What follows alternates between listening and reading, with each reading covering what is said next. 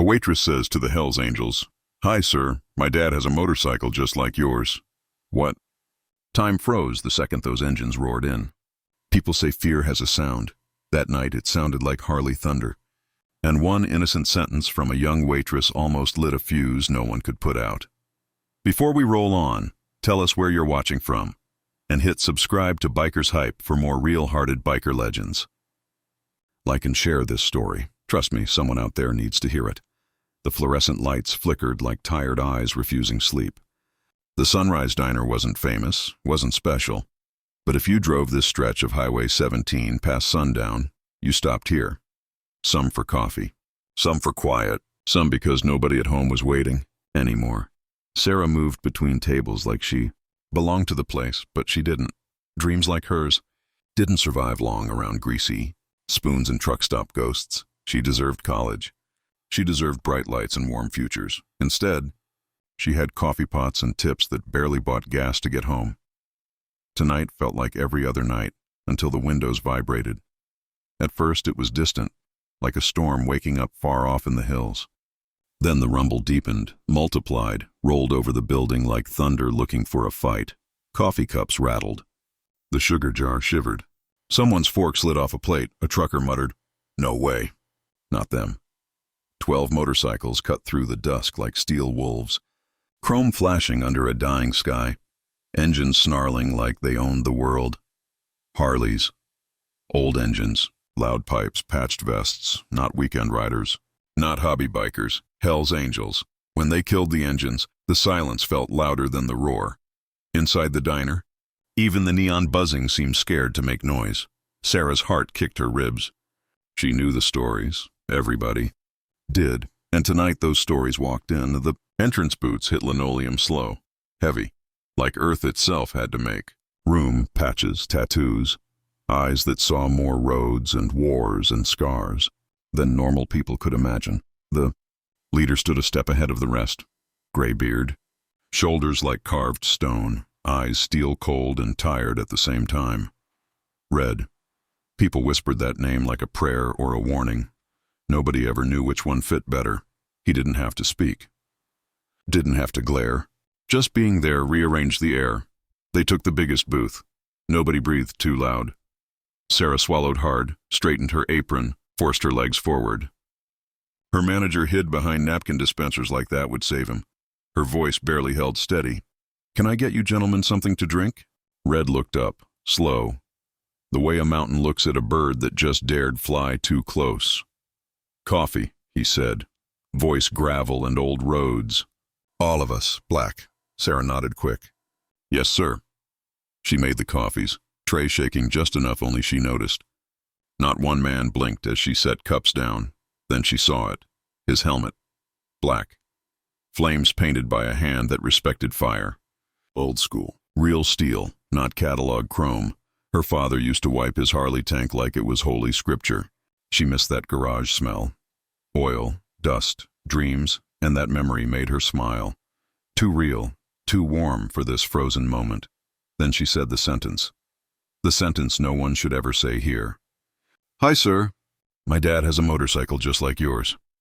The diner fell silent like someone put a pillow over the world. Red didn't blink. Didn't smile. Didn't breathe. Cup paused at his lips. The other shifted, just a hair, but enough to feel danger crawl up the walls. Sarah's blood turned to ice. She didn't just comment on a bike.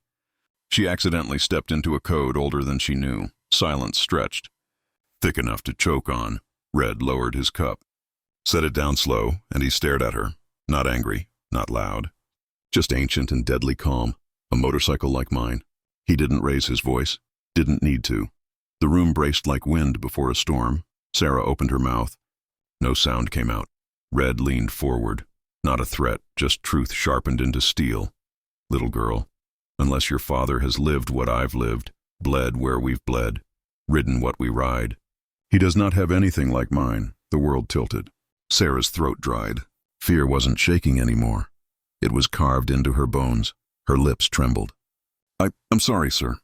I didn't mean." Red held up a finger. "One." Silence obeyed. "Respect," he said softly, gravel turning to heat. "Isn't about words." It's about knowing what you don't know. Sarah didn't understand everything, but she understood enough. She could have died from a sentence. The world started breathing again, but slower, like the diner itself was afraid to make a wrong move.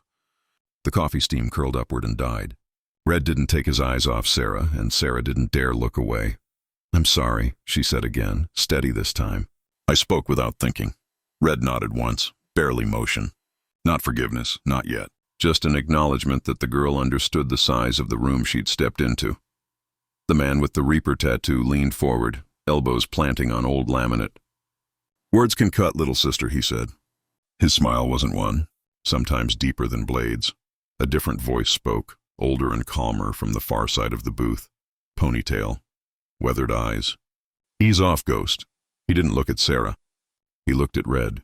She meant no harm. Ghost sat back, lips tightening, gaze smoldering like a fuse that didn't catch. The others watched Red, not Sarah, always Red. This was his call. Sarah forced air into her lungs. Found her center the way she did during the lunch rush when 8 tables called her name and the card machine froze and someone cried in the bathroom. "We've got meatloaf special, chicken fried steak, and fresh pie. Pecan and apple." Her voice was professional now.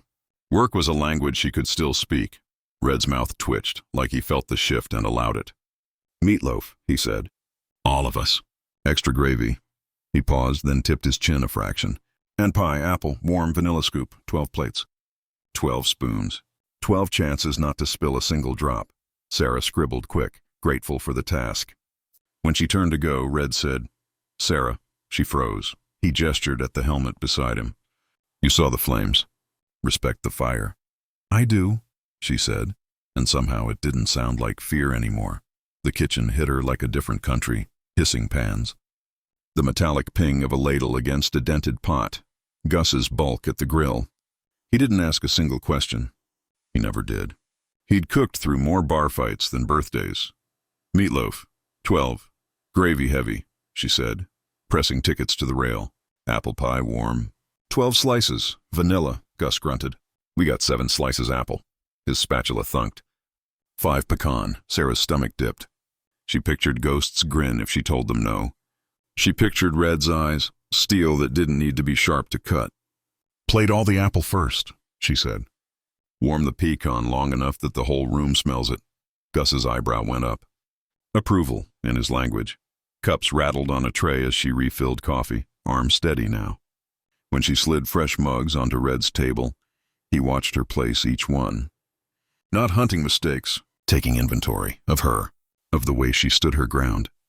Ghost flicked his spoon, tapping it against the mug.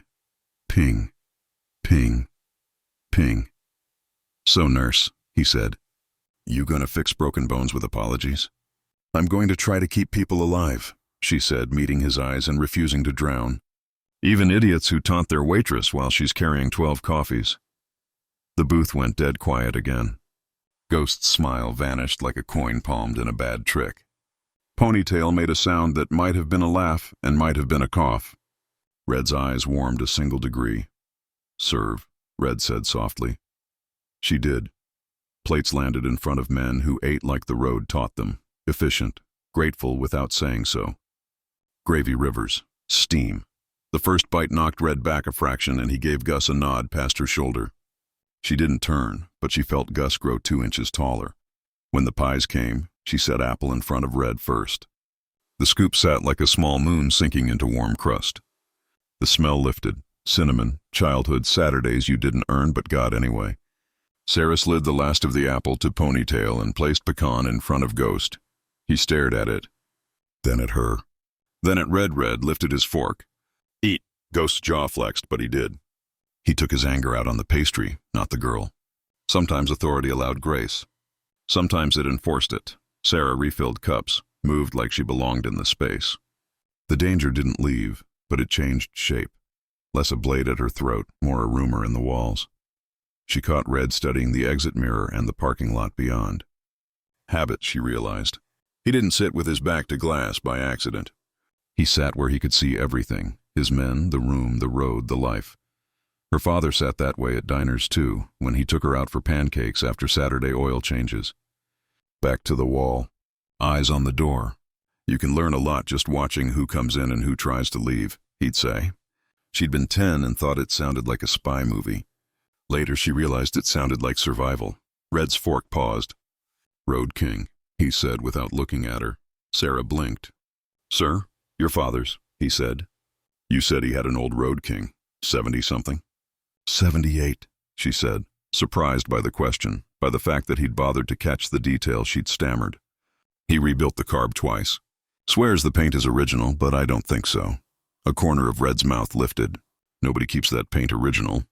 Not if they've bled on it." His gaze shifted to the helmet beside him, then back to her. "What color?" "Root beer metallic," she said. "Terrible in shade. Magic and sun," he nodded once.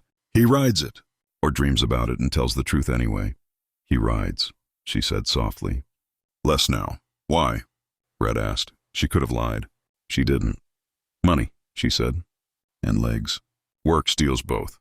Red's eyes softened in a way that wasn't pity. Recognition, maybe. "Work always does." Ghost stabbed his pie. "People choose their cages." Ponytail sipped coffee. "Some cages choose their people." Red didn't answer either of them. He wiped his fork with the napkin like it was ritual. "You studying to learn pain?" he said to Sarah, as if reading a map only he could see. "Nursing isn't about fixing. It's about sitting inside someone else's storm long enough that they can breathe." Sarah swallowed. No one had put it that way. It was exactly right. From the counter a thud. A metal stool leg scraping, then skidding. A trucker, big, bearded, alone, hit the floor like his strings got cut. For half a blink the diner froze again. Then Red's chair scraped. Sarah was already moving. She slid to her knees beside the man. "Sir, can you hear me?" His eyes fluttered like moths trapped in a jar. His skin was the wrong color, gray around the mouth. Breath shallow and fast. Sweat slicked his forehead in a way that wasn't from heat. "Gus, call 911, she said, voice sharp enough to cut through the kitchen. "Tell them possible cardiac, male, 50s, conscious but declining." Ghost stood, half out of reflex, half to get closer to the action. Red's hand flicked. "Sit." Ghost obeyed. The order wasn't cruel, it was clarity. One leader here. One medic here. Don't make crowding into danger. Sarah took the man's wrist. Pulse too quick, too thin. She put a hand on his shoulder, grounding him, voice low, steady. "Stay with me. You're okay. You're not alone." The man's eyes rolled. Panic bloomed, raw and ugly. "Hey!" Red's voice came from above her, and when Sarah glanced up, she saw something she wouldn't have guessed. Red wasn't looming. He was kneeling on the other side, big hand open, not grabbing, offering.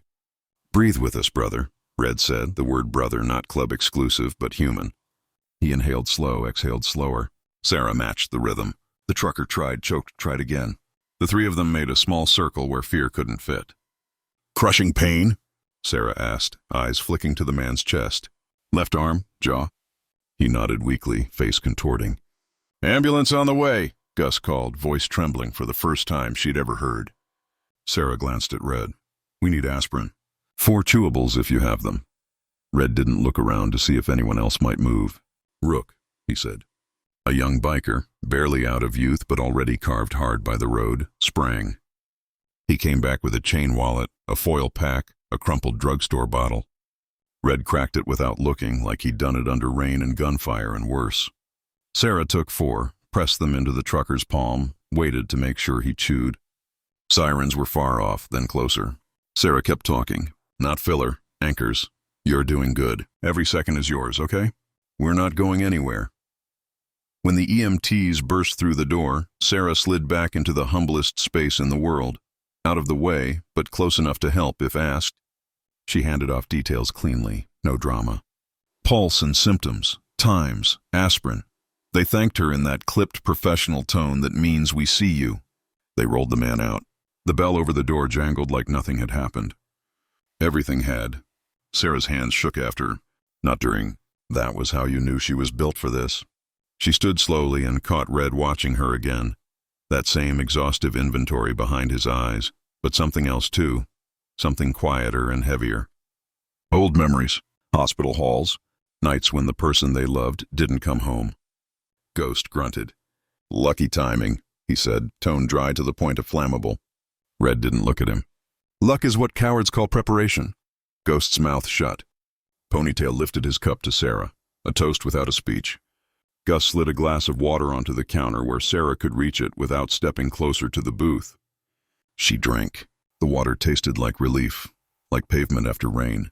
Gary chose that exact moment to reappear from behind the napkin dispensers, face pale and brave in a way that would never survive daylight. "Sarah," he said, breathy, do you want to take 5? She looked at Red, not for permission, for data. Red had gone back to his pie, knife and fork moving with deliberate calm. "I'm okay," Sarah said. And she was. More okay than before. Gary fled into paperwork he didn't have. Sarah wiped the counter. The rag squeaked. The world kept turning. Red set cash on the table, a stack that made the register's drawers seem like a joke. He scribbled on the receipt, then paused, then wrote one more word, like he'd almost forgotten the most important part. He slid the slip across the laminate when she approached. She didn't reach for it, not yet. She'd learned not to grab anything from men like these. "You took what was given when it was given." Red tapped the paper once. "Respect isn't given," he said. "It's earned." His eyes flicked toward the door where the ambulance had been. "And kept." She nodded. "Yes, sir." He pushed the slip the last inch. She took it. The handwriting was clean, precise, not the scrawl she expected. A good nurse knows how to listen even when it hurts. Beneath it, a name written like a signature that grew out of road and rain. Red. Ghost stood, chair legs scraping like a threat that had changed its mind. He swung his vest on with a snap. "We done here?" Red rose. The others followed suit, a single organism with 12 spines and 1 will. He picked up the helmet, ran his thumb along the flame's edge. "Fire burns what forgets its fire," he murmured. Maybe to himself, maybe to Sarah, maybe to the room. They moved toward the door. Sarah felt the urge to speak and didn't know why. "Wait," she said, surprising herself. All motion stopped. 12 pairs of eyes turned. Some curious, some irritated. One patient. Sarah swallowed. "You're..." She gestured toward the parking lot, toward the Road Kings sleeping under neon. "They're beautiful." The corner of Red's mouth lifted the smallest fraction. "They're ours," he said. "Beauty is what something becomes after it survives." He turned, stepped into the night, and with him went the pressure that had been keeping the diner braced like a building under wind. Engines roared to life a moment later. A promise and a warning rolled into thunder. They filed out with the same order they'd come in, and the asphalt swallowed them one by one until only echoes stuck to the windows. Silence came back, honest this time, not terrified. Sarah stood with the receipt in her hand until her fingers imprinted the words into paper and skin. She slipped it into her apron like a relic and picked up the tray like a soldier shouldering a pack between battles. Gus leaned through the pass. "You did good, kid."